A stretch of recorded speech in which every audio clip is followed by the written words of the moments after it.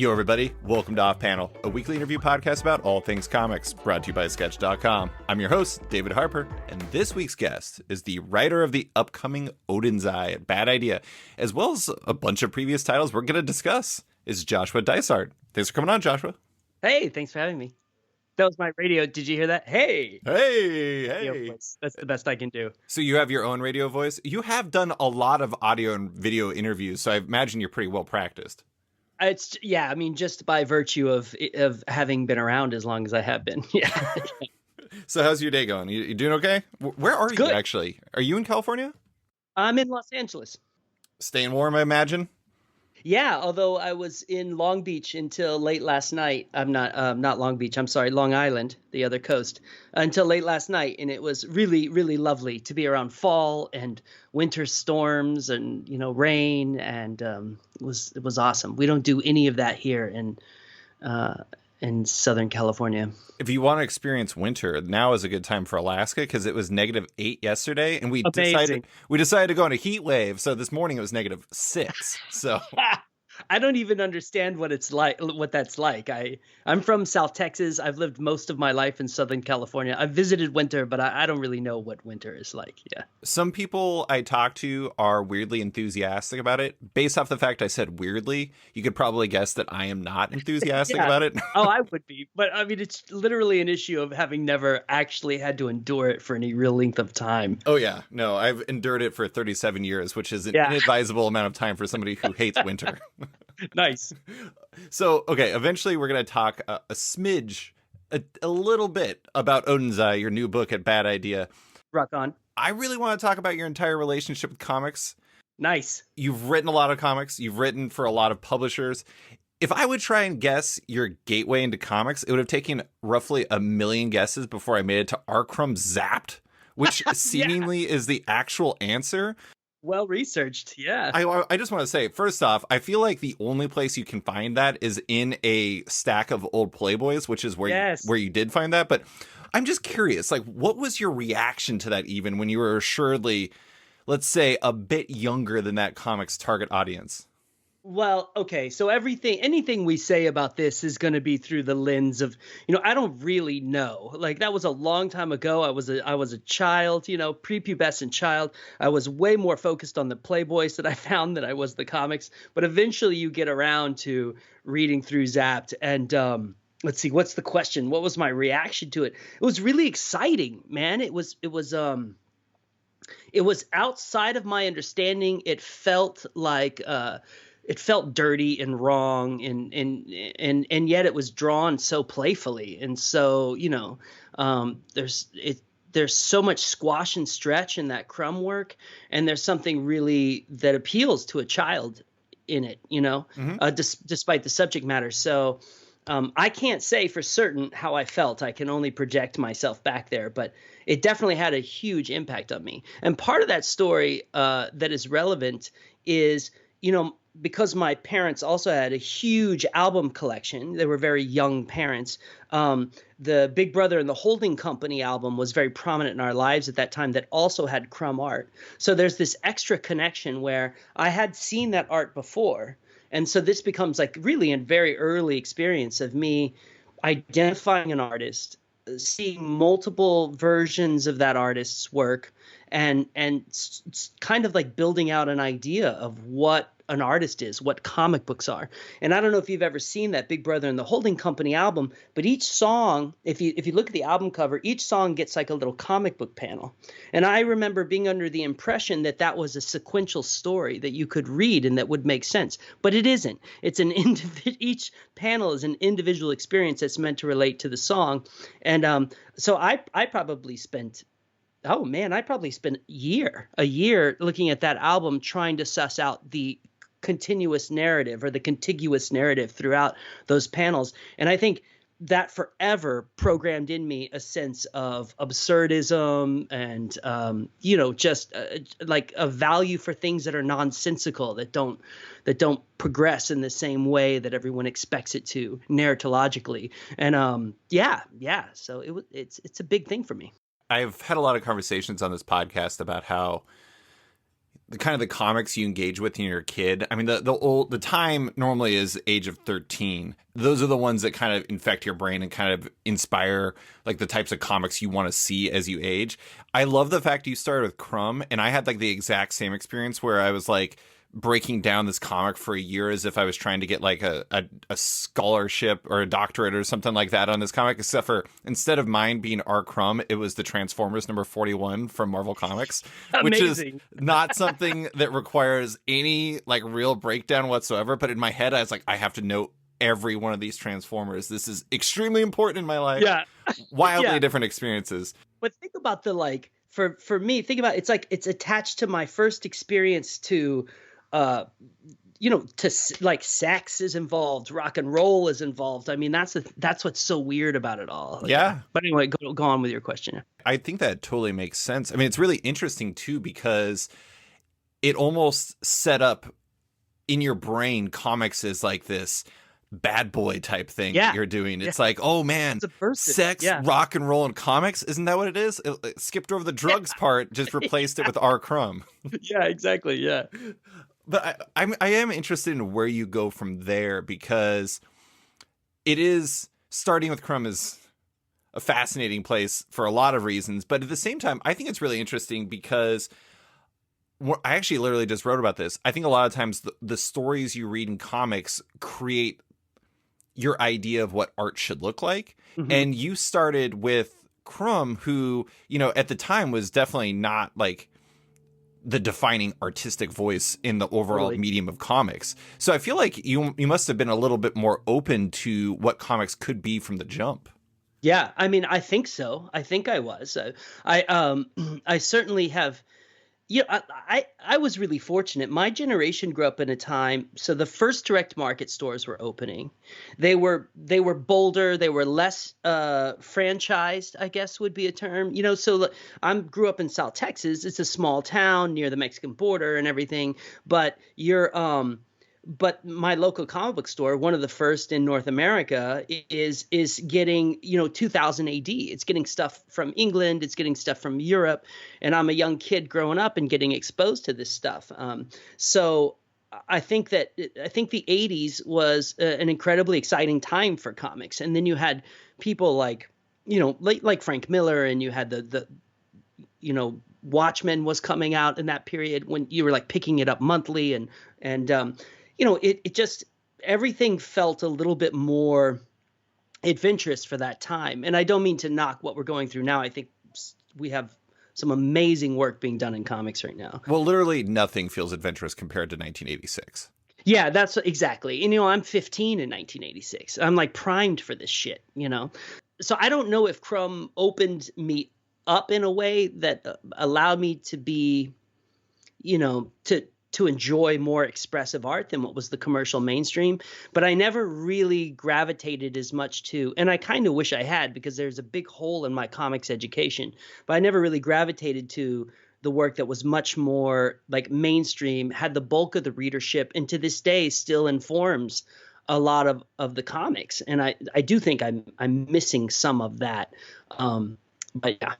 I think it's actually interesting because like just reading about your background as I researched this, like one of the things I thought was really interesting, and I don't know if this is something that you maybe take as less, well, you definitely consider it interesting, but you dropped out of high school and you traveled instead. Like 2 years out of the States and then all around the United States. And like those, like that type of experience is not something most Americans get, period. Let alone like as an 17, 18, 19-year-old or whatever. Those are experiences that a lot of people don't get. So you have this, maybe your like ethnocentrism got torn down a little bit during that time. You like kind of saw other sides of things. And also not having that mainstream comics perspective. Those things, I think we always end up in amateur psychology hour on this podcast, but it kind of feels like the type of thing that led you to become the comic writer you are, in which you don't really approach things from the same perspective as all of your peers. You always have like there's an empathy to your work that seems unusual, which is a weird thing to say, but it's true. Hmm. Well, I'm glad that comes through. And also, I want to add to the narrative just to keep everything real. I did drop out of high school and start traveling, but I also got married at 18 years old and was a father by Oh, the time I was 18. So there was in some of that's due to kind of my like low income, more difficult upbringing in South Texas. But yeah, I mean, I think so. I think I don't. It's so difficult to talk about yourself and why the work comes out of you that comes out of you. But I certainly was really desperate to be a part of the larger world, and I felt so confined in South Texas. And because we had those early exposures, not just to comics from Europe and other parts of the world, but also I was a big, for some reason, well, reasons that we can go into, but it might not be that interesting. I was also always a huge movie fan, and foreign films that I was exposed to as a very young person, right as the VHS revolution is happening, when we were the first people in our block to have a VCR. So I'm watching foreign films. I'm seeing Bergman really at a really young age. I'm seeing things that are completely emotionally and intellectually over my head, but that I'm aesthetically astounded by and visually astounded by. And I think all of that is just part of this big soup, that I come out of now in this place where I'm at and the way I attack story. I just love the fact that you and I had basically the most opposite experiences as two individuals could have. You were in Southern Texas. I was in Anchorage, Alaska. Uh-huh. You were watching Bergman. I was watching Adam Sandler. Uh-huh. And yet here we are talking Here we all the are. same. I have to ask, what town in South Texas was it? My wife's from San Antonio, so I'm gonna have to run this by her Oh, later. fantastic. Corpus Christi. Okay, cool. Yeah, yeah. Yeah, I mean, it's an amazing area, but it is. I mean, I honestly think that probably it's so influenced by Mexico that Yes. I feel like that probably kind of changes your perspective on the world too. But I do want to talk about one influence really quickly, not like in any depth, but I do find this to be a really fascinating thing you said in another interview where somebody asked you about your influences, and I think you're the first person I've ever seen who said, like, you said a lot of things that were like movies and like, John Carpenter and this and that. But you also said that like an influence for you is just people you've come across. And I feel like that's an extremely underrated influence because there's no bigger input in our lives than the people we come across. Yeah. I think we have a real problem. I think you can spot a storyteller from a mile away who spent too much time Locked in a room. consuming yeah, exactly. Consuming narrative and not consuming life, and I think we need to do both of those things. I learned my craft, my storytelling craft from watching other storytellers work, but I learn about what it means to be a human being and what it means to be in love and to suffer and all this stuff that we want to put in our stories. And I learn that from people. I don't learn that from other stories. And I think you can see the difference in a lot of, work that people put out. I mean, I think that's part of where the empathy comes from that I'm talking about, because it's like it's hard to know empathy unless you know other people. Yeah, you're right. Yeah, exactly. And you met, and I just met some of the most extraordinary people in my life, and people have had extraordinary experiences, and they're in my comics.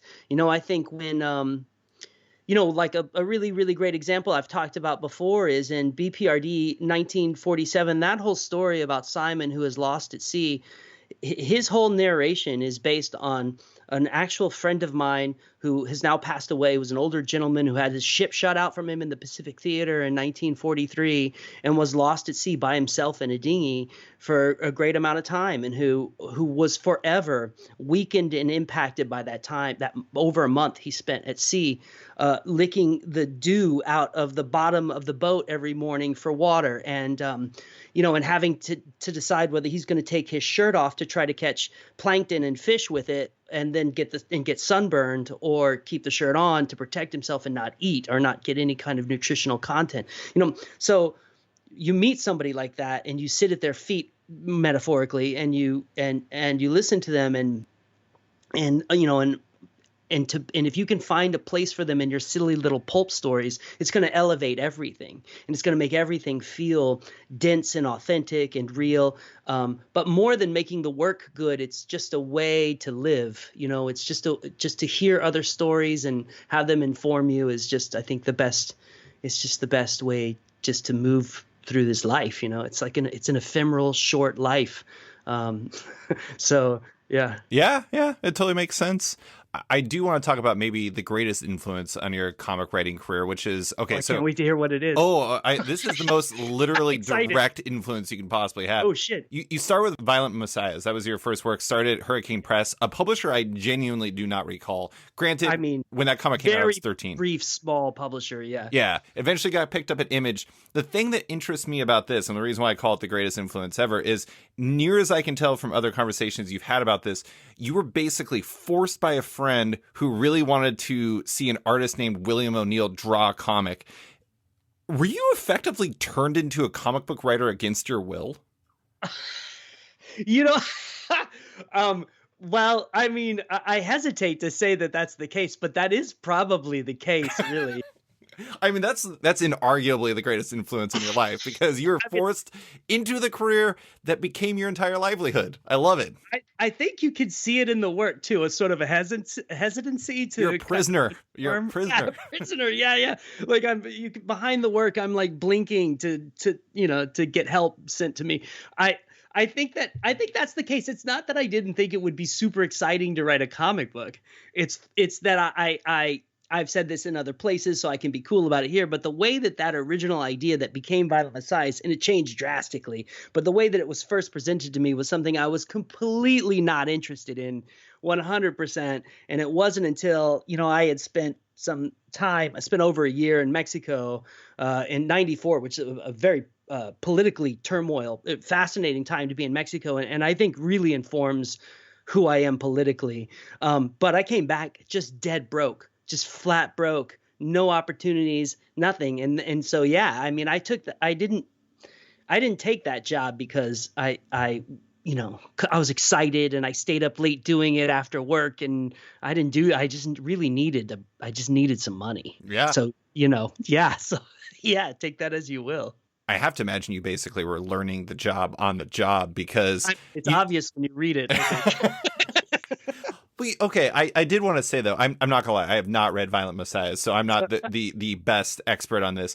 But reading about it, it's interesting because even the very premise, and I don't know the origins of the premise, so I may be giving you more credit than you necessarily deserve. Let's do that. But I do think that it even kind of feels like your type of version of what this type of story normally is, in which that it's not just like superheroes punching things and like being badasses with no consequences. It's basically about like the police trying to take down vigilantes, which I'm not saying that that's necessarily your normal angle, but at the same time, it does feel like the way, like, you always kind of approach these types of stories in a different way than most would, in my opinion. Like even like something like Harbinger, which we're going to talk about later. It's like Harbinger is like, it started as Jim Shooter teen comic, and you turned it into a story about Peter Stanchek, a homeless, drug addicted, like basically weapon of mass destruction. And like, that's an extremely unusual take on this type of stuff. But I feel like your kind of skew on like these types of comic stories was even evident from the very first story you told.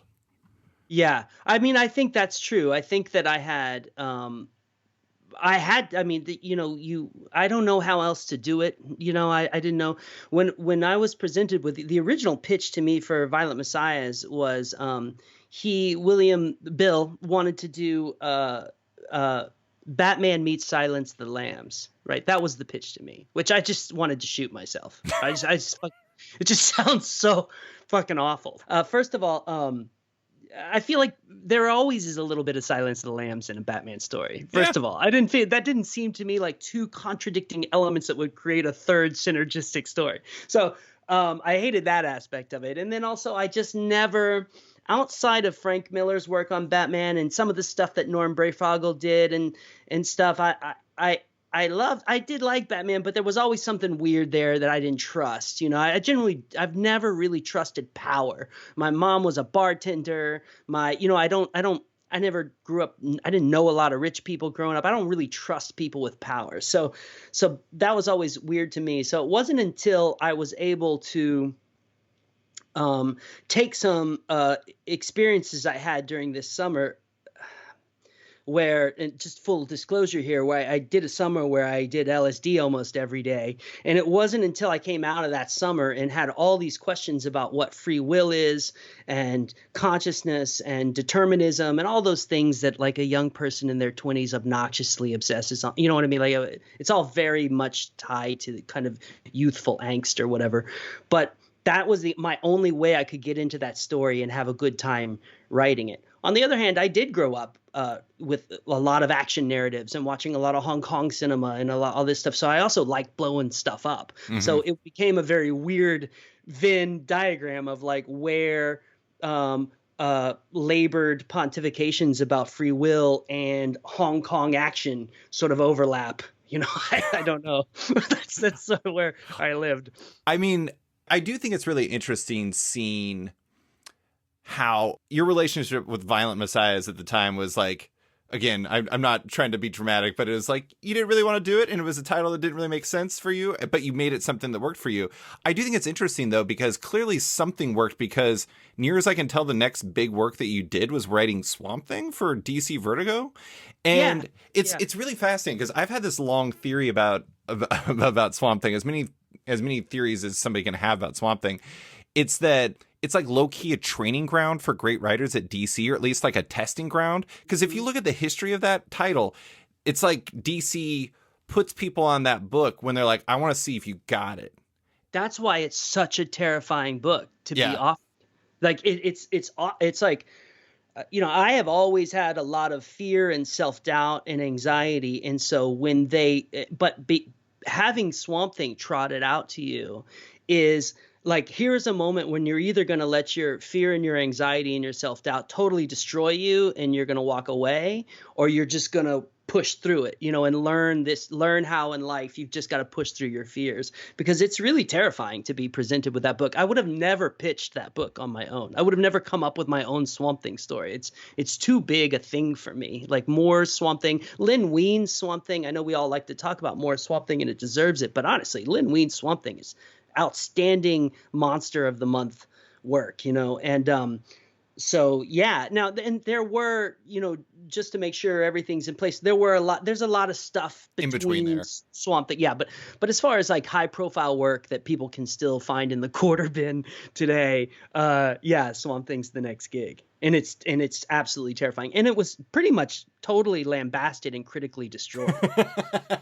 I mean, I really thought my career was over, and it changed the way I wrote. I will say, though, so you left that book in 2006, but you did Unknown Soldier in 2008. So clearly it may have been lambasted, but somebody at DC Vertigo saw enough in there to like say, let's get back in business with this guy. It's really Karen Berger. She was really my defender and my rock, and I owe so much to her. And she just believed in me and never really looked at the numbers too much. And I got into Vertigo at the kind of the tail end of the last generation, where when I got in, it was still okay that Karen Berger was more interested in content than in the market. But slowly management changed at DC over the time that I was there, and Vertigo's relationship to DC proper began to change, and I kind of saw that all, and that all sort of happens as Unknown Soldier is going. And in fact, the Vertigo's relationship to its parent publisher and Karen Berger is kind of starting to feel like she's not entirely comfortable. I don't mean to speak for her, but feeling entirely comfortable there in that company. I think that all happens there at the tail end of the aughts, or whatever we call them. I will say, of all the people that could believe in you in comics, Karen Berger is the best. Maybe like number one. The best. Yeah. Best. I'm so fortunate.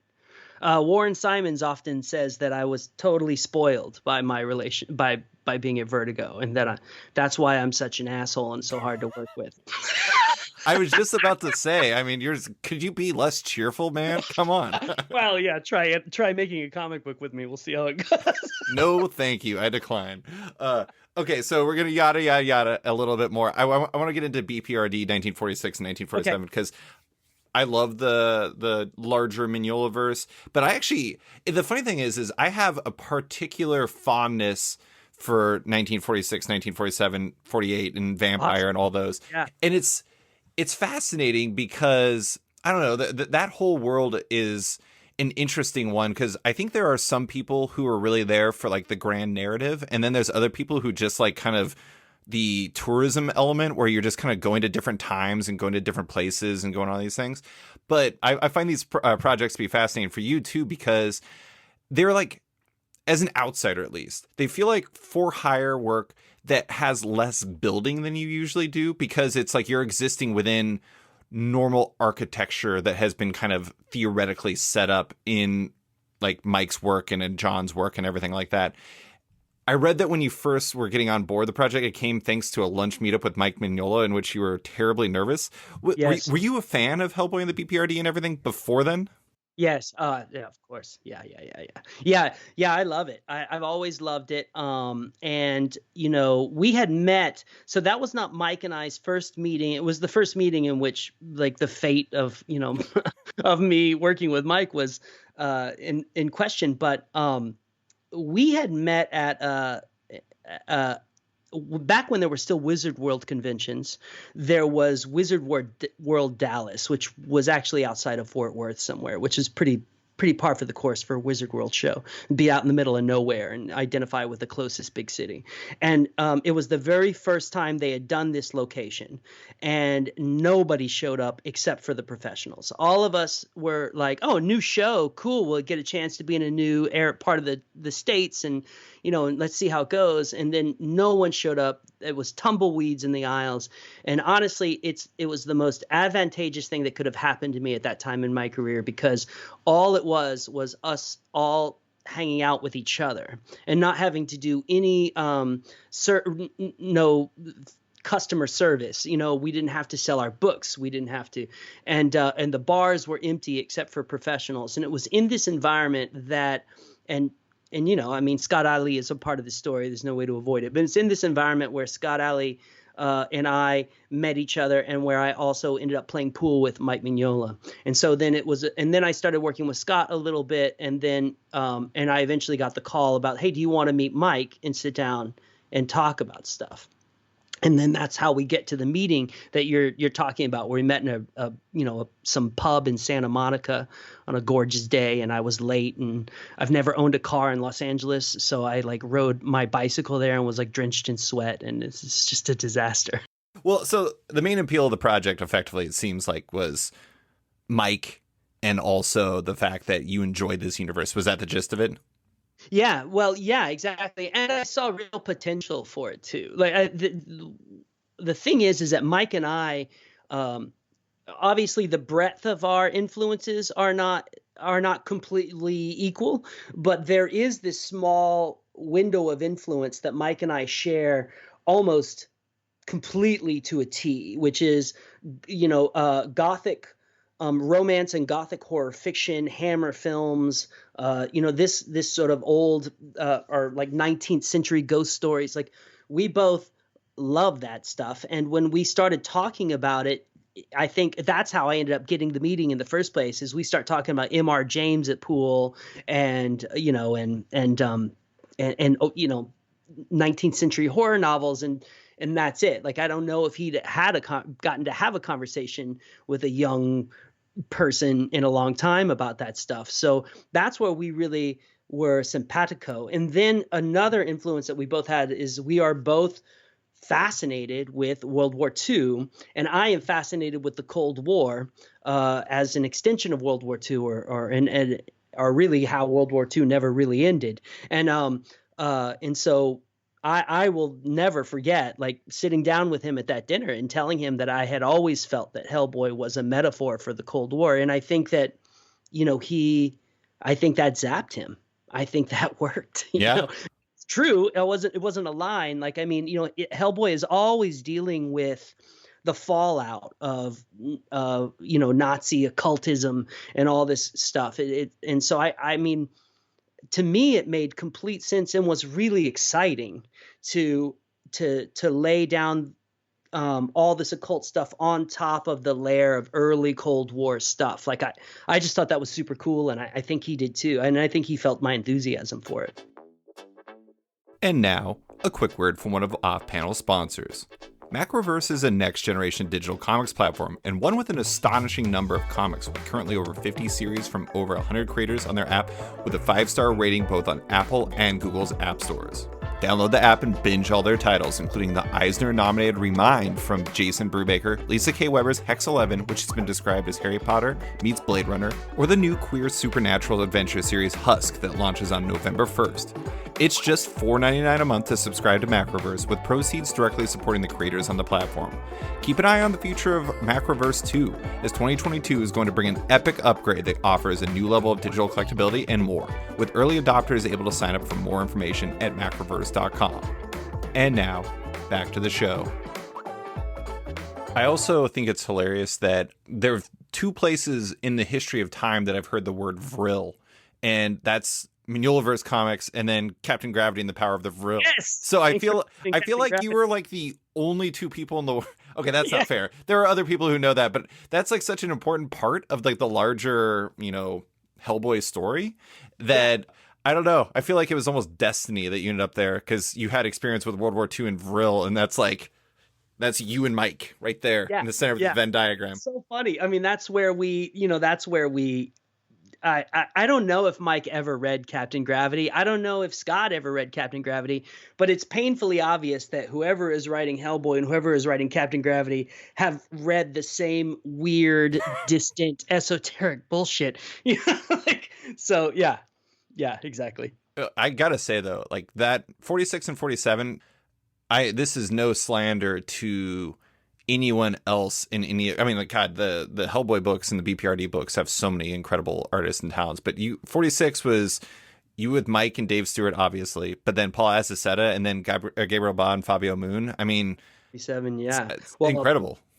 I mean, absolutely. I have been so fortunate in my career. The artists that I have gotten to work with, it's astounding. And honestly, Aceta and the brothers Ba and Moon, that's the top tier artists. And I to this day, I just think comics should look like the way Ba and Moon draw comics. Like that just should be the perennial default for a way comics should look, So I love it. I love I love working with these guys who have, as I said, has got a different visual voice, for lack of a better term, but I really like the cartooning and the, you know what I mean? Maybe that goes back to the Crumb stuff, right? But I love what they brought. And as Aceta's sense of shadow and his sense of rendering and his sense of scale, and I love all that stuff too. I'd really like to work with Paul again. Yeah. Too. His atmosphere is like unbelievable. Oh, it's incredible. He has such a great eye for that. Yeah. Yeah. It's interesting when you read one of his books, like he did that Outcast book with Robert Kirkman, and it's just like,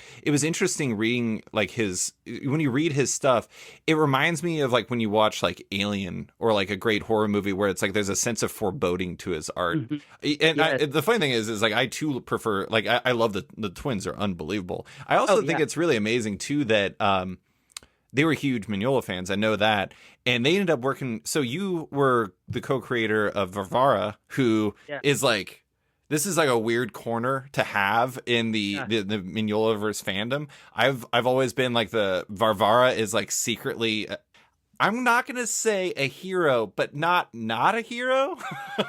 Yeah. Anyways, that's been my corner for years. And then you also co-created Simon Anders. I love the fact that you did that.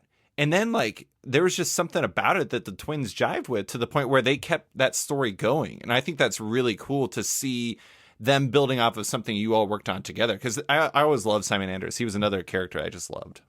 Nice. I love to hear. Yeah, I love Simon too. Yeah, man. I mean, that was the thing, is like, Mike gave me a lot of room to work. And what you were saying though about the different styles, about the atmosphere of As I said, I really tried to write to Paul differently than I tried to write to the brothers. You know, if you look at the in 46, going into the asylum for the first time, like I knew that's where Paul would really excel. Like Paul can draw empty hallways slashed by shadow and you know, I'm and stressed listening to you talk about this. Yeah, exactly, with like just the hint of ghosts in the background, you know what I mean? Whereas I would have approached that scene entirely different with the brothers. You know, I would have like moved towards a larger visual sooner so that they can really draw something, you know, so that's one thing I struggled to learn is how do you write for the artist that you're working with so that you can service them the best and make them happy so that they'll produce their best work. And that's why it's so frustrating when you work in monthly comics where so often you're not entirely sure who you're writing for. That's a really difficult thing for me to do. But as far as artists goes, I was really fortunate from the moment I was working on. Well, I mean, Sal Velluto did Captain Gravity, who is an incredible draftsman. And frankly, you know, on Swamp Thing, I worked with the legend Enrique Breccia. Richard Corbin. And Richard Corbin. I worked with Richard Corbin. Yeah, I mean, you want to talk about freezing up at your keyboard before you start writing, where you're just like, I should just quit. I should give up. I should walk away. I shouldn't write this script. And that's, you know, when your editor calls you and is like, okay, Richard Corbin's on board, so he's waiting for the script. I mean, that's terrifying. Like, why would you, you know, so I've been very fortunate. Yeah, I mean, and the next thing I was going to bring up was Unknown Soldier. I do want to say, like, I don't want to speak for you, but seemingly in terms of creative partners, like your most lasting partner is Alberto Ponticelli. Unquestionably, yeah. Well over a decade now of almost constantly working together. Yeah. There's something about his art that really just jives with your stuff. He has a real gift with imbuing characters with humanity. And I think that's not, I mean, I'm not saying others aren't capable of it, but obviously, like, you know, you look at like somebody like, you know, Bon Moon, and like they're much more in the cartooning side of things. But Ponticelli, he's got like, you know, you think about like Goodnight Paradise and Eddie, and like you can feel the life on Eddie, and like that's just a different strength that he has versus somebody like Bon Moon or even Azaceta. I think that I think there are many reasons why Alberto and I will probably work together until the day we die. But I think one of them is that we both think that there is no such thing as beauty without ugliness, that life is suffering and pain. And if you're avoiding that, then you're not really telling the complete story of what it means to be alive. And I think that you can see that in his work. He is capable of drawing a quote unquote ugly image but imbibing it with humanity and beauty and you know, and I think that is what I'm trying to do with my stories. I'm trying to always balance something that makes you feel good with something that makes you feel really bad. Yeah. And you know, and I think that that's where truth lies, and I think that's why Alberto and I, you know, do so well together. And also we just jive. We just like the same shit, you know, and everything he draws I think is the greatest thing I've ever seen. Everything I write he thinks is the greatest thing he's ever read. It just doesn't get any better than that, you know. That's amazing. Yeah. Yeah, exactly. Well, let's talk about Unknown Soldier for a few minutes. This entire conversation is happening because I just mentioned to Pornsack Pisha Show that I loved Unknown Soldier. I think I described it as like the most underrated Vertigo comic ever.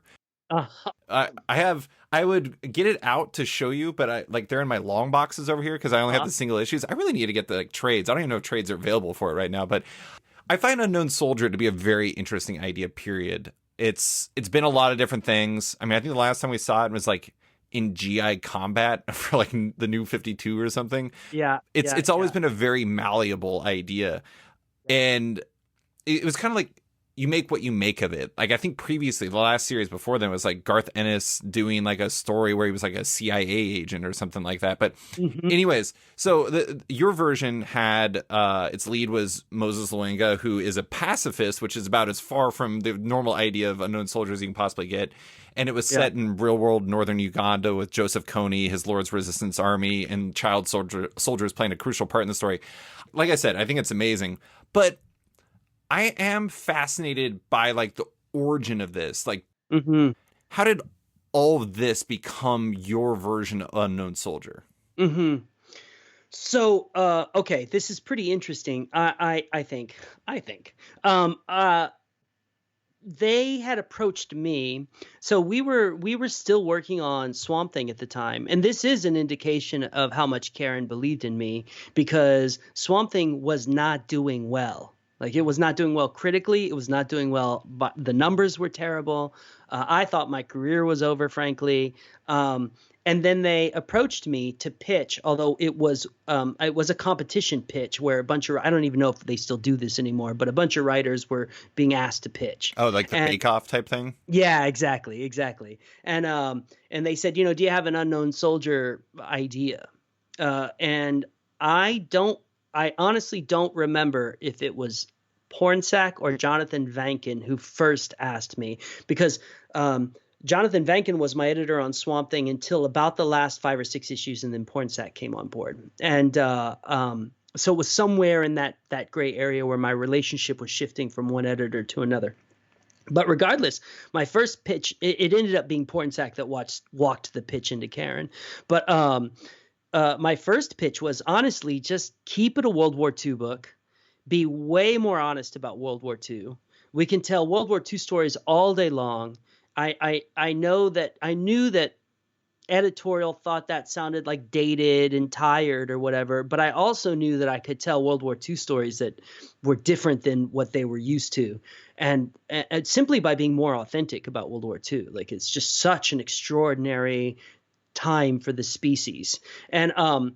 But they were, of course, they were totally not interested in this. This is like not what they wanted. They wanted some new subversive idea.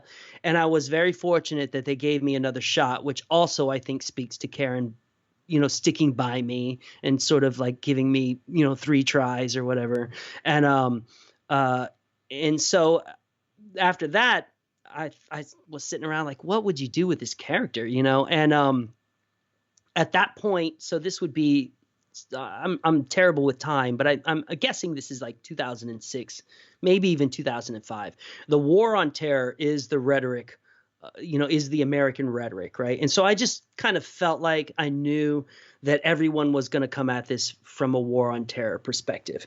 And that just sounded so not only boring, but also like kind of morally really difficult to justify. Like, so what is he's going to be killing Muslims now? Like, that doesn't sound like a good idea, And I knew that the only way I was going to get this gig, and I needed this gig, I really, like, I didn't know how I was going to eat. That was one of the 2 periods in my career where I thought I'm probably going to have to go back into the work sector and give up writing comics for a living. So I really needed it.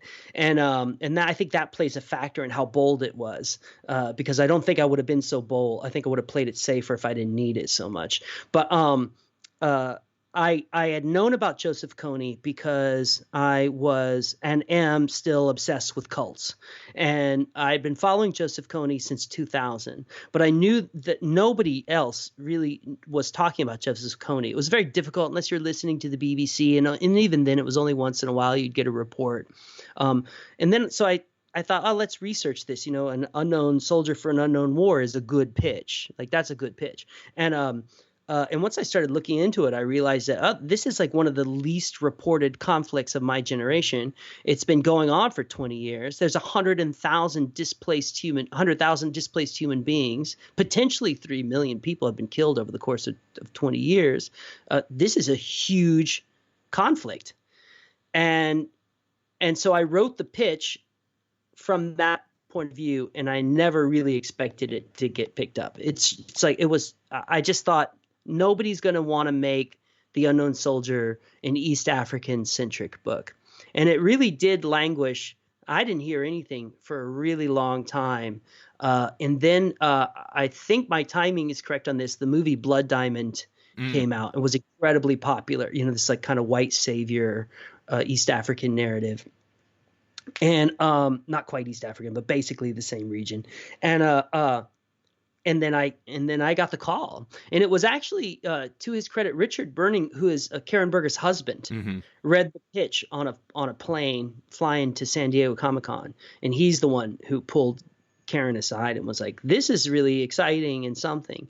But the problem is, of course, is when they came back to me and greenlit it. That's when I realized I think I never thought they would greenlight it. And it's so easy to be like immoral and questionably ethical in an internal document. But the minute that we start talking about, oh, we're actually going to make a series of this, and you, white South Texan guy, is going to write about real conflict that real human beings are experiencing in East Africa, and we're going to make it a war adventure story. Like that's when it really started to be scary and ethically difficult, and that's when I made the next choices that I would make, which was going to the region. Uganda. Yeah, go into the region, trying to understand it as much as I could. I to this day don't think that we can fully justify that book, but no one's called us out yet, so we're cool until happens. Well, it does seem like you've always been like, you look at that, and then you look at the work you did with like the World Food Program for like Living Level 3, where those stories were about the experiences of aid workers fighting hunger, fear on the front line in both South Sudan and Iraq. And it seems, and you spent time there too. It does seem to me that even no matter the project you take on, it seems like it's really important for you to be able to bring authenticity to the situation, because you got to treat it with respect. Yeah.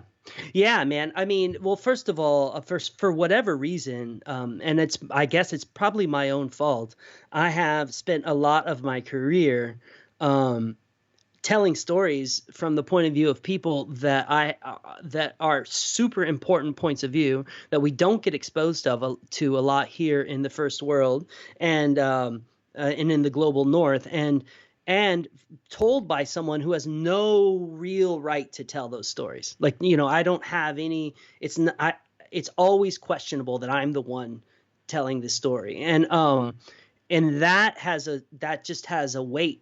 You know, you just have to do the absolute best you can. Like, you have a lot of responsibility. And if someone comes forward and calls you out on it and says this is all a bunch of bullshit, then you have to respect that too. You know? So, but if you don't handle that with a tremendous amount of care and do everything in your power to become as expansive a person as you can be, so that you can understand the human experience in a way that you'll never get it right. I'll never, the 2 months I spent in northern Uganda does not make me an expert on what it means to be a Choli and to experience the 20 years of conflict. But if I just do the very, very best I can maybe be exploitational in a way that's interesting instead of a way that's ethically problematic and that does more harm than good, and that's ultimately it. And I guess the only reason why I got attracted to that in the first place, even though I knew that of the pitfalls, the potential pitfalls, was that I've always loved exploitation narratives. Like, there's something very exciting about a narrative that is wrong, that is morally wrong. And then somehow, through an alchemy that you can't fully understand, when you come out the other side of it, it's somehow not morally wrong anymore. Like, they've either mocked their own idea to such an extent that it's just hilarious and you can't even be upset anymore, or they found some way. Like, a good exploitational idea is really exciting. When you read something where you read the log line and you're like, well, that's awful.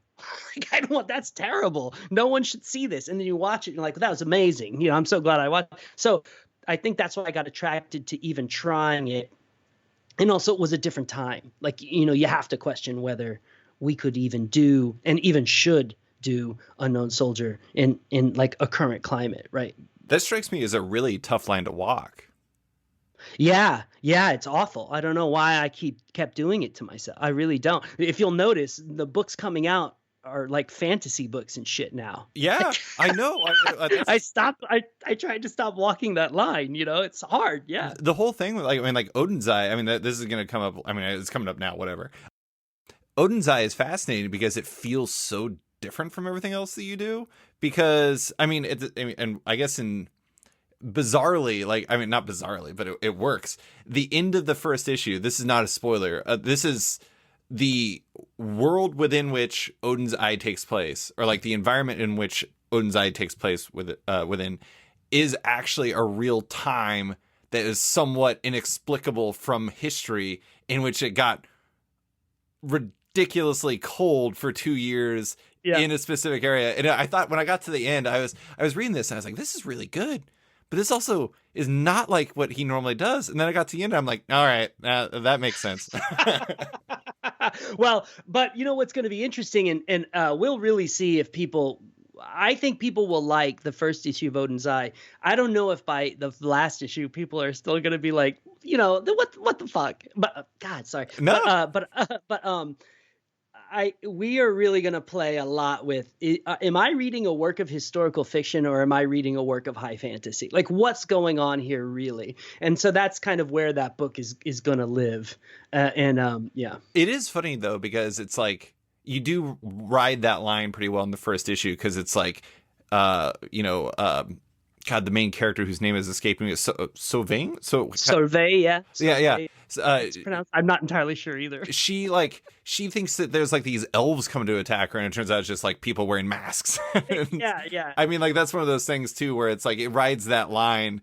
And I will say, like, another overlap between Odinn's Eye and all of your other projects is that you do tend to feature main characters that, for one reason or another, are era or generationally or whatever unusual for being the lead of a story. Like, Moses is a very unusual lead given the types of stories that are normally told in anything, let alone in comics. I mean, like you talked about Blood Diamond. I mean, we're used to Leonardo DiCaprio being the hero, not Moses Luenga. And then you talk about like Eddie, and like I'm trying to think of all of the stories I've read or seen in the history of time that feature a homeless person as a lead. And I think the entire list is one, which is Goodnight Paradise, which you wrote.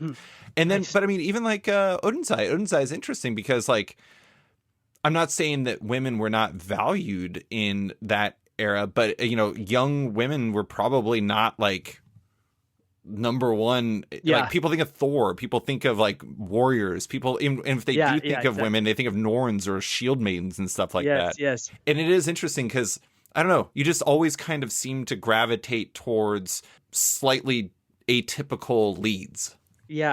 Yeah, well, first of all, I don't know why other people don't. It's like the easiest way to create a subverting narrative, is to like put yourself in somebody's shoes that you don't see every single day. Like, I always thought that's what stories were supposed to be about.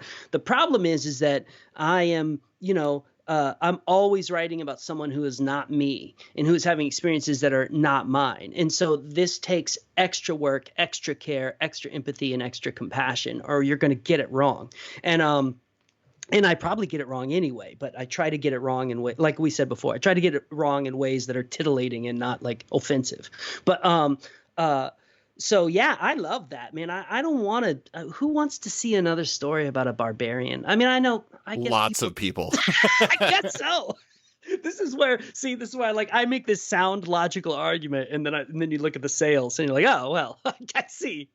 No, I mean, I'm with you though. It's just like most of the stories I enjoy come with like trying to do something a little bit different. Like I read Arikikuo Johnson's No One Else last night. I don't know if you know this book, but it's an incredible graphic novel from Fantagraphics, and it's about, nice. I mean, I don't even know who you'd call the lead, but it's basically just like a family disintegrating after a tragedy, and it's fantastic. I mean, honestly, the main character that I remember is a cat named Batman. And so it's just a wonderful story. Actually, all the characters are fantastic, but that's not a story that I've ever really read before. But I appreciate that because at a certain point you have to do. I'm not saying you do this deliberately, but it's like if every story is the same, what's the point of stories? Yeah, exactly. And what is and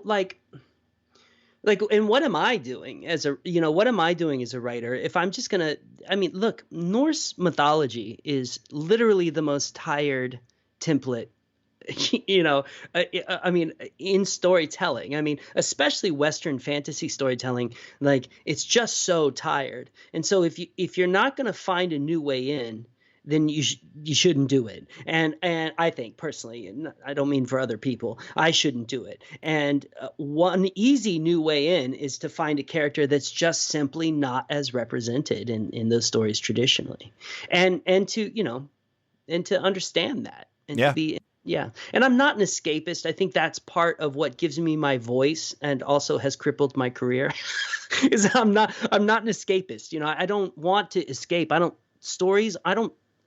the feel good story. That's not me, man. I really want to see a story that is going to challenge me and is going to make me feel like, it's going to make me feel gross and dark and cynical. I don't know why. It's just how I deal with it. I just have to say, like this is all of what you're saying is why that as much as I appreciate it, and this is not me, my casting aspersions, but Yeah. you being part of a superhero relaunch Yes. with Valiant was probably like the last thing in the world I would have ever expected. What a strange call on Warren's part. To this day, I don't know how you go, I like this Unknown Soldier book. Maybe a teen superhero book would be good for this guy. I have no idea how one makes that jump. Thank this God. Dysart guy is perfect for Harbinger.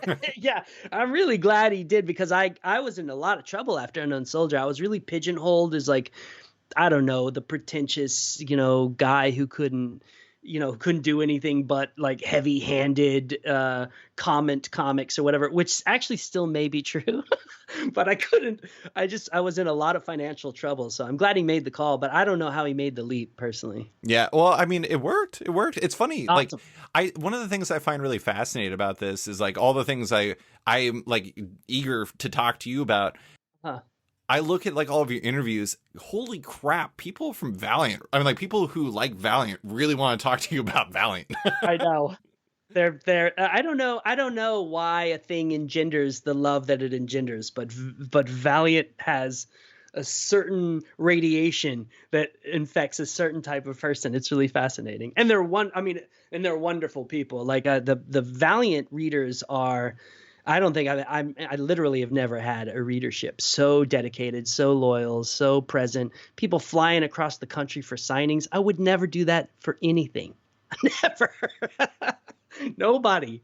I remember buying a comic once, and like this was not because I didn't like the person. I just wanted the comic, and they were like, "You want me to sign it?" And I was like, "Not really." Yeah. What am I going to do with a signed comic? It's just yeah, exactly. And now, a quick word from one of off-panel sponsors. You may have heard of Bad Idea, the experimental comic book publisher that's rolling deep with titles from electric talents like Matt Kindt, Mark Russell, Marguerite Sauvage, and more, and doing it with oversized, ad-free, over-the-top releases you can only find at select comic shops around the world. There's no variants, trades, or digital versions either, so if you want one of their big Final 5 releases that are being released throughout the rest of 2021, make sure to visit badideacorp.com to find a comic shop near you or to pre-order a copy online. Do so soon because rumors are saying Bad Idea is over, so this might be your last shot. And now, back to the show. Well, I don't want to go too far into Harbinger because we have other stuff I want to talk about, but was that, I mean, obviously, like, it was an opportunity. It was an important opportunity for you. But when you tried to, like, connect with something that seems to a degree antithetical to you as a storyteller, was it less about the genre and more about finding the subject in the story that made sense for you? It always is. I mean, I love genre. I mean, genre is, I've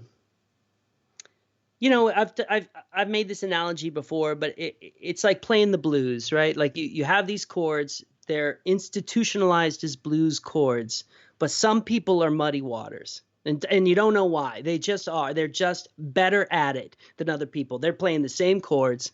They're giving it the same spirit. They're just better at it. And I like genre because genre allows for that sort of interesting manipulation of something that's established. So that part is exciting to me. Like if you come at me with a new genre I've never done before, I am interested in that.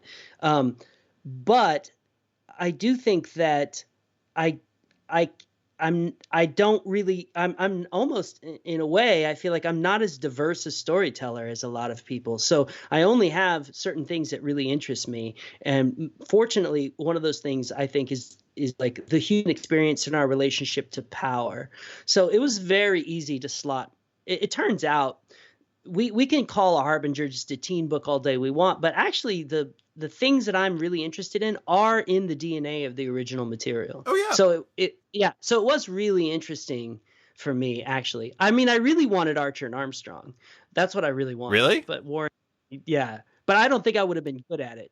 The funny thing is I actually I joked about the original version earlier. I mean, granted, again, I loved the Transformers when I was a kid. Like that was my Bible. But at the same time, I actually remember thinking the original Harbinger was unusually good for Valiant, like the original version. That's not me, casting aspersions about Exo Manowar or Ninjak or whatever, but those weren't really my cup of tea.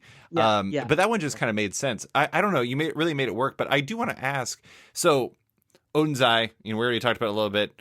Bad Idea. It's you with Tomas Giorello and Diego Rodriguez. I'm not going to read the solicit because the solicit is maybe the single longest solicit I've ever seen in my entire life. Anyways, I haven't read it. It's effectively about Solveig, who's a young farm girl who is either blessed or cursed potentially with visions from Odinn, and she has like this grand mission that she has to accomplish, and Odinn's Eye is effectively the story of her having to deal with that. Which I'm just going to say, spoiler alert, this is not really a spoiler, but if I had that role, I would decline because apparently being blessed by Odinn sucks. Yeah. Yeah. Did this effectively come because of your relationship with the crew that now runs Bad Idea, that when Valiant started was running Valiant? Is that like the origin of that? Oh yeah, totally. I mean, the minute that Valiant, as its previous entity, collapsed and everyone started jumping ship and everything, I knew I wanted to keep working with Dinesh and Warren. I like working with anyone who lets me like yell at them and then hires me again. I'm totally on board for working on. So and also they can yell at me too. They're more than welcome to yell at me as well. And I can take it. I can dish it out. I can take it. But yes, absolutely 100%. And what's fascinating about Odinn's Eye, and this has happened many times in my relationship with Warren, and this is why I think it's a valuable fit, is that Warren came at me with the central premise, right? He had a pitch. And the first thing, in the minute I hear like Norse mythology, I'm like, oh God, no, come on, let's not. But then I want to be a team player, and these are the guys I want to work with. And so I go off and I kick my can. And if you give me a week with an idea, I come back and I make it mine. And fortunately, Dinesh and Warren trust me enough that that's what they wanted all along, And so that's where this came from. Yeah. Mm-hmm. It's Violent Messiahs all over again. Yeah, it's always Violent Messiahs. It's never stopped being Violent Messiahs. It's the same. It was your first project, but all of your projects at the same time. yeah, exactly. Yeah, time is not linear. I do think that you make it make sense. Like I always feel like you have your kind of lens to things, and you always kind of tie it to like real world. Spoiler alert, apparently it was really, really cold for people who believed in Norse gods, like in Norway. Very cold. And like I said earlier, there's like the revelation in the final page, which is from history, so I don't feel like this is an actual spoiler, but basically for like 2 years, there was a volcano that went off. People think that it was related to that. Yeah. And it was just like apocalyptically cold, where it's like, oh, winter stopped, and now here's spring, except for it's still winter, and then here's summer, but except for it's still winter, and it just kept going and going. And you kind of turn this into a fantastical, this like very grounded thing, and this actually like kind of grounded societal ideas into a very fantastical thing, and it works really well. Oh, you, cool. you very much accomplished a good balance to that. And I think that, I don't know, it's like interesting. It's both unusual for you, but also I could see your approach to it, which I don't know, it's a fascinating blend. Well, a huge influence on this is I don't know if you know the novelist, and also he's written some nonfiction, Tim O'Brien. Do you know this writer? Mm-mm. So Tim O'Brien is a Vietnam War vet. He has a famous quote that I kind of co-opted and put in this, where he says that when I got drafted to go to Vietnam, everybody in my life, my father, my mother, everybody said it would help me get to Canada and not have to go to the war. But I took the coward's way out and I went to war. Right. And I love that line. But he wrote a book called Going After Cacciato. I believe it was his first novel when he got back from Vietnam. And in Going After Cacciato, it starts as a very grounded, realistic novel about the Vietnam War. But in the middle of it, near the beginning of it, a character named Cacciato decides he's had enough of this and he's going to walk to Paris, right? He's going to go AWOL and walk to Paris. So he starts walking away Vietnam? From Vietnam. Dear So he starts Lord. So he starts walking away from the conflict, heading to Paris. And his unit finds out about it. And they're like, we got to go get him, but they have to hold their post and everything. But the person who's in charge of the unit eventually is like, no, we're going after Cacciato. And there's this understanding that now they're all going AWOL. They haven't been told to do this by anyone. They haven't. So they all start walking to Paris under the sort of guise that they're trying to catch Cacciato, but they're not really. Everyone has just decided to start walking to Paris. They just had enough of the war. And as they walk to Paris, the book becomes less and less real and historical fiction and more a fantasy meditation on what we need and what we want from life and who we are and what our stories are. And so it goes from historical novel to complete, almost Alice in Wonderland fantasy about the Vietnam War. And that narrative arc blew my mind when I read it at like 17, and it's never left me. And at the risk of giving too much away about what Odinn's Eye is about, I can honestly say Going After Cacciato was a huge template for me in working on this narrative. So there's an unreality to it that's very fascinating. Yeah. Yes. And that will only increase as the book goes forward. Yeah. Yeah. Hopefully she doesn't have to walk to Paris, because I think she'd get really cold if she did that. Well, I think you're going to see a lot of people inappropriately dressed for the weather with very little consequences. But that's just the nature of, cool fantasy art. Exactly. Yeah.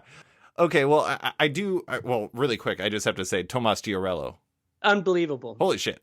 It's stupid. Yeah. Yeah. Like we said. Yeah. It's crazy. I mean, it's phenomenal. What's interesting? I didn't know what I wanted tonally my next book to be like.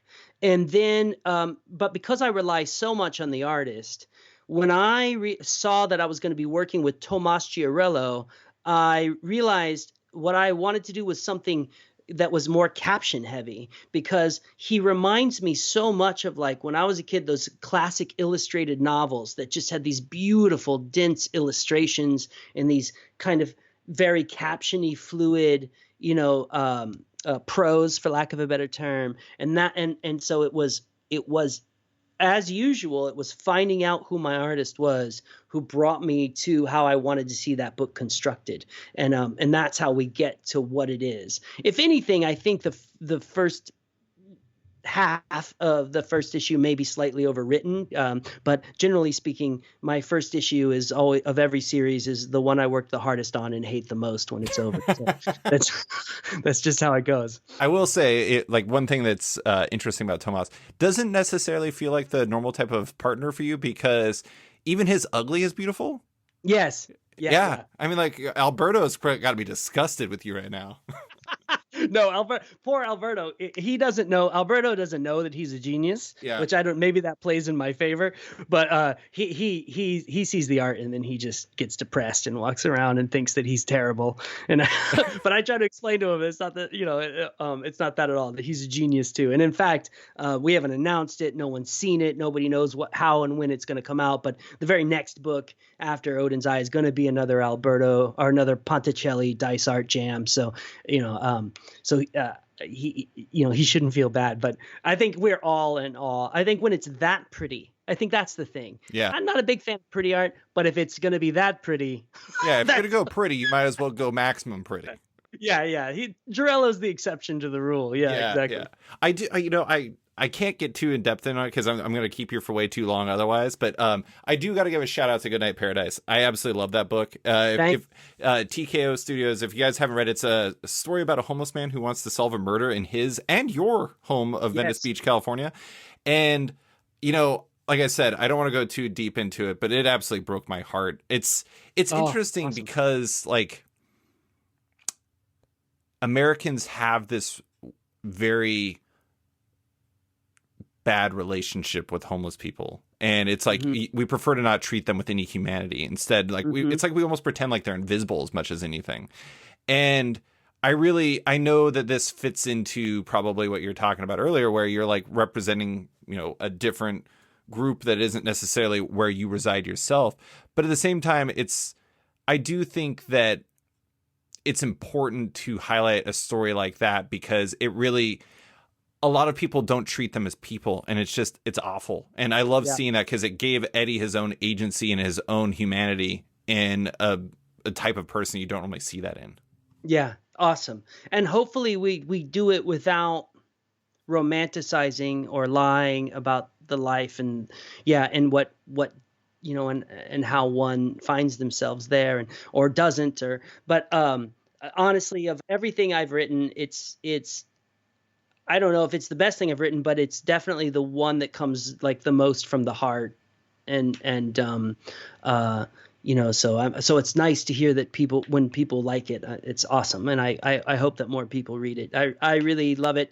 That book really came out of, I had spent a decade at that point going to the other side of the planet and working so hard to understand, the lives of people who couldn't culturally be more different than me, and doing everything in my power to understand that. And that whole decade, I had been coming home to Venice Beach, and a place that I knew intimately, that I felt comfortable with, and was engaging with the homeless population there throughout that 10 years in all kinds of ways, volunteering to work with them, but also just getting to know them on the streets, sitting at breakfast on a hill with some homeless guys and talking and laughing and eating my bowl of yogurt or whatever before I start my writing day. And so when finally a publisher, to Z Chun and TKO's credit and Sebastian Gerner, finally a publisher not only said yes to it, but also said yes to it and understood what it was supposed to be instead of asking it to become something else, which had happened quite a bit over the decade that I was pitching that book.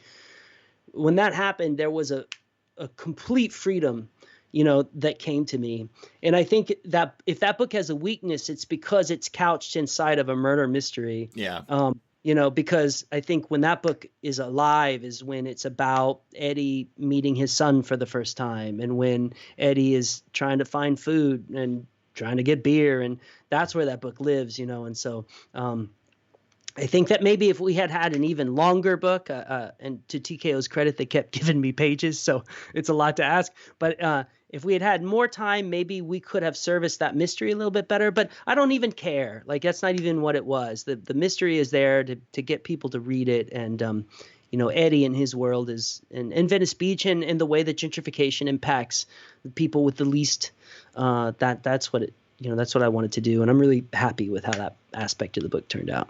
I do think it's interesting listening to you talk about that, because I feel like a lot of writers I talk to, and I'm not saying there's a right way to do it or a wrong way to do it, but most of the time, that type of stuff that you're talking about, that it was really your focus, is like a means to an end to get to the larger story, like the murder mystery for most writers I talk to. And for you, it's like your valuation system is completely flipped.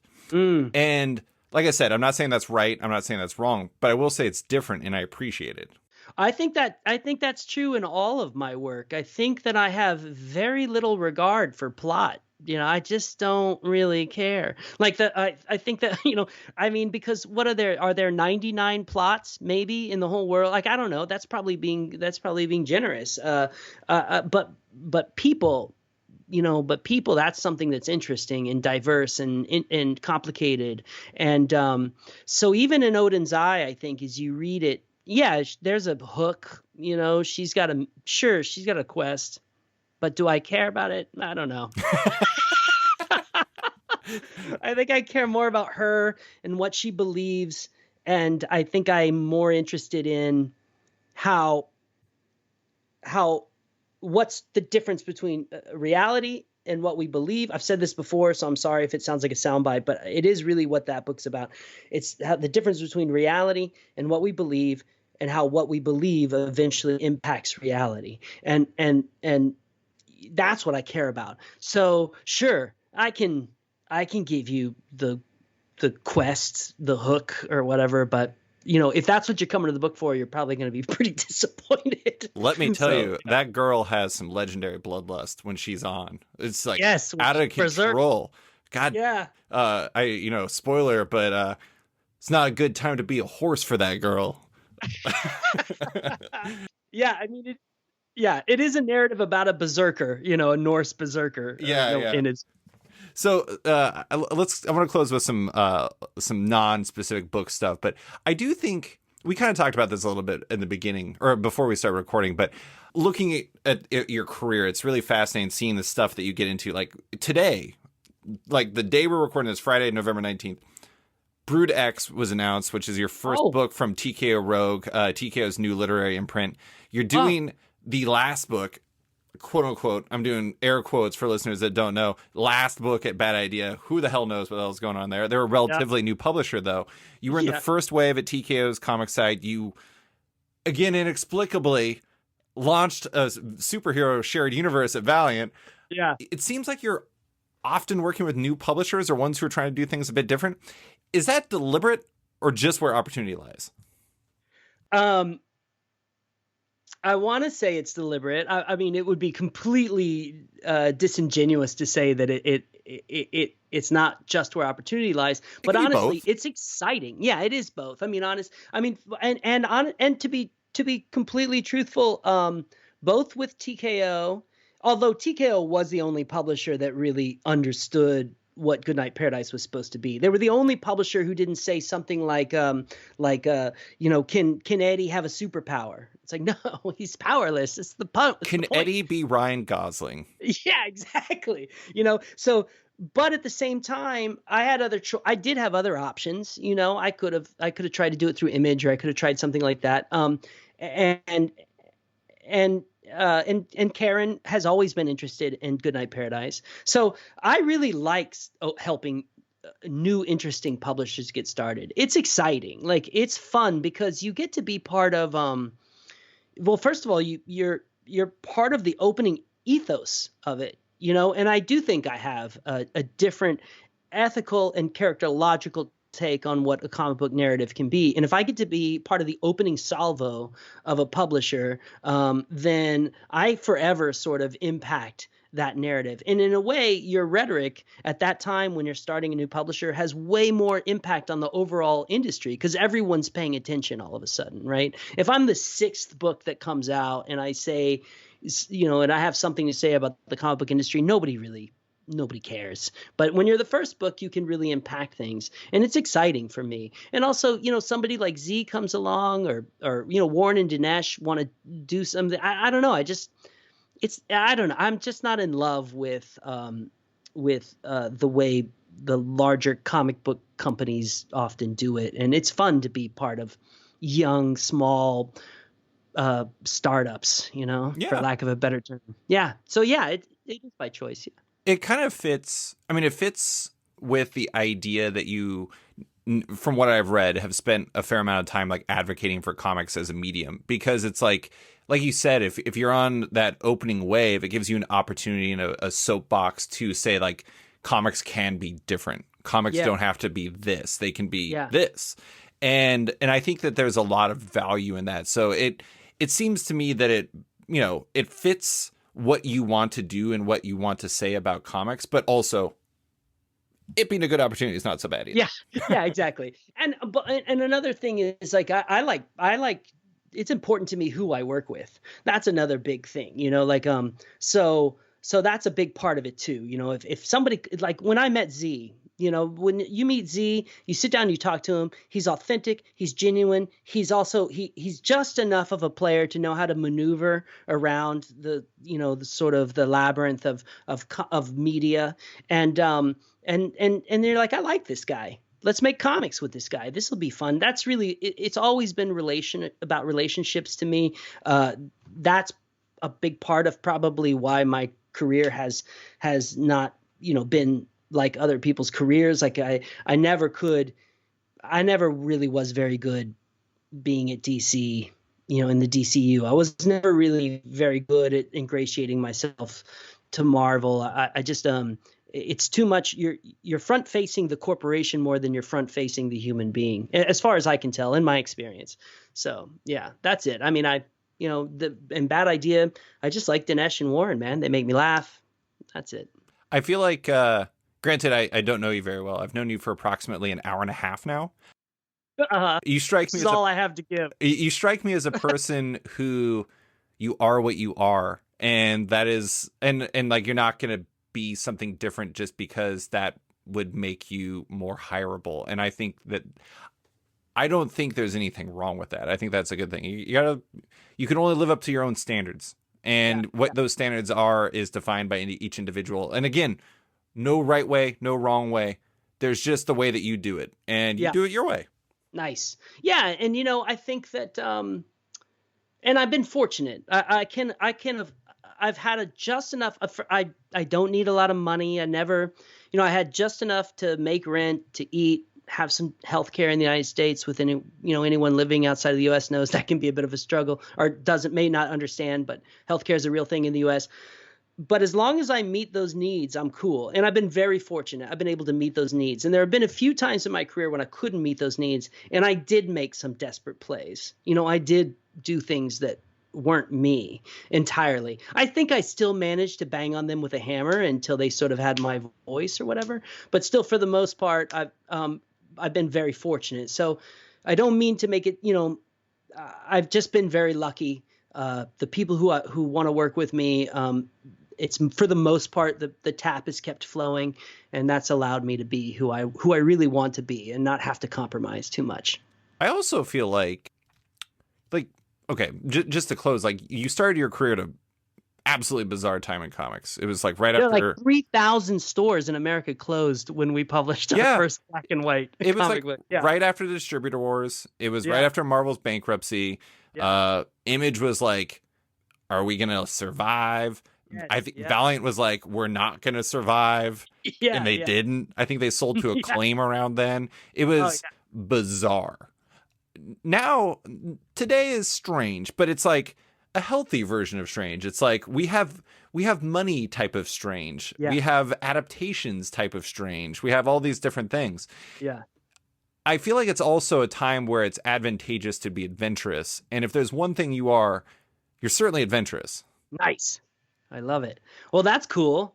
I hope that's true. That sounds awesome. Does comics today feel way different than when you first started? I mean, beyond like we now have digital comics of it all. Sure. Yeah. I understand. Well, of course it does. And there is yin and there is yang about it all. I think just a quick side note is I think mainly my professional ethos may have been forged from the fact that I chose to get involved in an industry that for all practical purposes seemed to be dying. So I obviously wasn't like, this is my ticket to ride. I'm going to be a millionaire. So I think maybe it allowed me to craft a career that didn't care so much about money and all that stuff.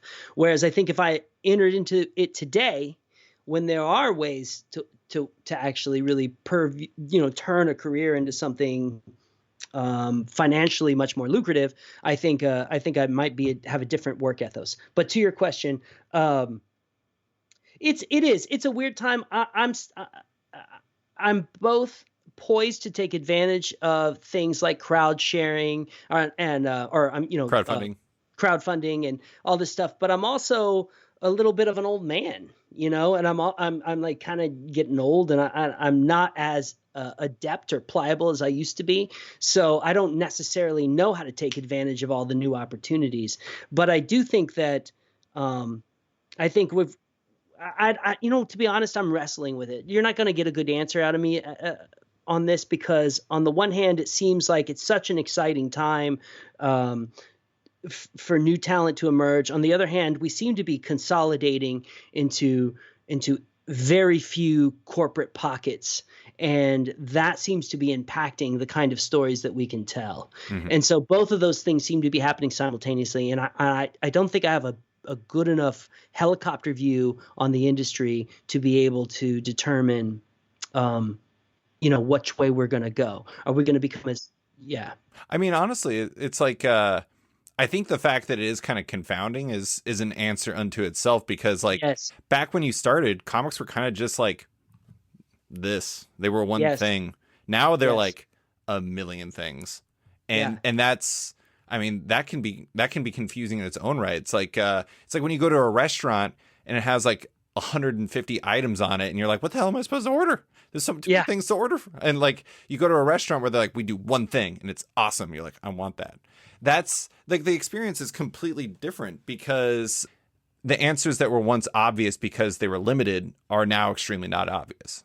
Yeah, exactly. And I don't know, the thing is like, I think if you are willing to be a creator and an entrepreneur, you can really take advantage of this moment and these tools. But I don't want to be an entrepreneur. It sounds exhausting. Oh my God. I can't even, I'm like the dude who will never have an affair on his wife, not because it's morally wrong, but because it's just sounds like a lot of work. Like, what are you going to do? I don't know that I don't want to do any of that. I really wish that I had been so successful that I could just sit in a room, write whatever I wanted to write, and it would get published and I'd never have to do anything else. That's what I really wish for. But we're not. We're moving into a time where I have to figure out how to, how to get people interested in me as a writer still after 25 years or whatever of making comics.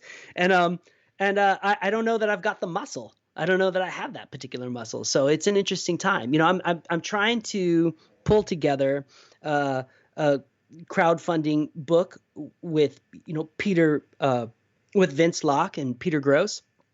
And we're really excited about it. And they're drawing pages here and there, higgly-piggly, because we don't have funding, and they have to get funds from somewhere else. And the three of us are literally incompetent at any administration or organization at all. We're just completely incapable. So, we've been working on it for like 2 years and nobody knows it exists. This might be the first place I've ever announced it publicly. I'm excited. I love Peter Gross and Vince Locke. They're amazing. I can't believe they're cheating on Mike Carey, though. It's blowing my mind. I know. Well, they're not really, because if Mike Carey comes around, I'm gonna lose him for. But God bless you, Mike. I love you. You're a genius. So, but one day, theoretically, extremely soon, we're gonna have to put a Kickstarter up or something, and it just sounds horrifying. It just. It always is. Yeah, I wouldn't know, but it's just not my bag. I'll tell you what. All my stuff is crowdfunded because I'm an idiot. If I can work on those muscles, you can work on those muscles. I believe in you. You're going to figure it out. But that is all I have for you, Joshua. Thank you so much for coming on to talk about all of your entire career, basically. It's been an illuminating and exciting conversation. Thank you for taking the time. It's been a joy. Thank you so much. I really dug it. Thanks for listening to this week's episode of Off Panel with writer Joshua Dysart. You can find him on Twitter at Joshua Dysart and in Odinn's Eye at Bad Idea. Love Off Panel, want to support it? Subscribe to the podcast on Apple Podcasts today and give the show a rating or review while you're at it, but 5 stars only. You You can also support the show by backing on Patreon. Find the show at patreon.com/offpanel. And when you back it on there, you get early access to each week's podcast as well as weekly content and more. Want even more? Subscribe to my subscription comic site, Sketched at sketch.com, for long-form articles, interviews, and the rest of the site's content and its members-only forum. You can find Off Panel and Sketched on social media by liking on Facebook and /Sketched, following on Twitter and Instagram at @SketchComic, or following me at @SliceFriedGold.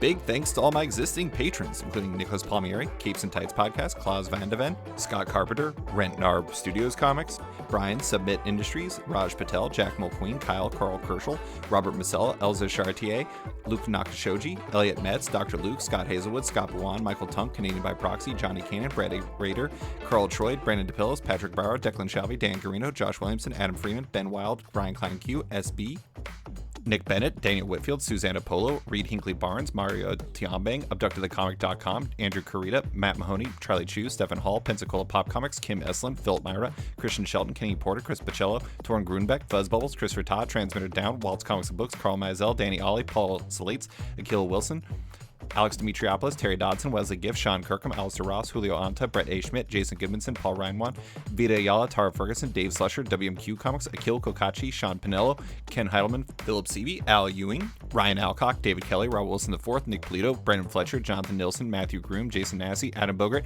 Matthew Taylor, Nick Patera, Jacob Sorelli, Ford Gilmore, David Baraldi, Nick Hall, Bjorn Basin, John Hendricks, Steve Anderson, Ian Maxfield, Cliff Chang, Colin McMahon, Chris Palmer, Scott McGovern, Nathan Fairbairn, Kat McKenzie, Adam Highfield, Fiona Staples, Mark Abnett, Mike Murphy, Michael Shirley, Tom Barnett, Jim Demonacos, Norbert, Nick Lowe, James Kaplan, and Mission Comics and Art in San Francisco. You guys are all the best.